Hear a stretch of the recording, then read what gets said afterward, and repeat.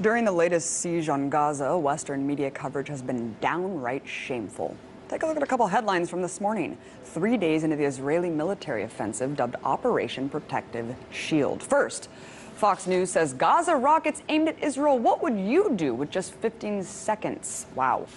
Then, so-called liberal alt news site Vox declared the tragedy never ends. Palestinian rockets force Israeli peace conference to evacuate. Moving on to Human Rights Watch, an organization that's supposed to be unbiased of its criticism of atrocities, even it leads with indiscriminate Palestinian rocket attacks. While misleading headlines framing the violence as one-sided is dangerous enough, nothing compares to the blatant misdirection displayed by ABC's Diane Sawyer last night. We take you overseas now to the rockets raining down on Israel today as Israel tried to shoot them out of the sky. All part of the tinderbox, Israelis and Palestinians, and here an Israeli family trying to salvage what they can. One woman standing speechless among the ruins.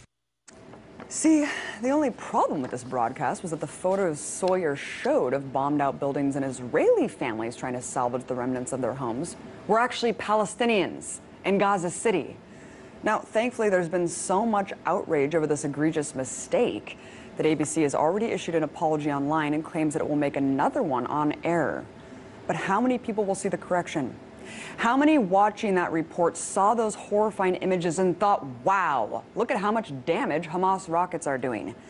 See, photos of Israeli homes being destroyed in a similar fashion simply don't exist.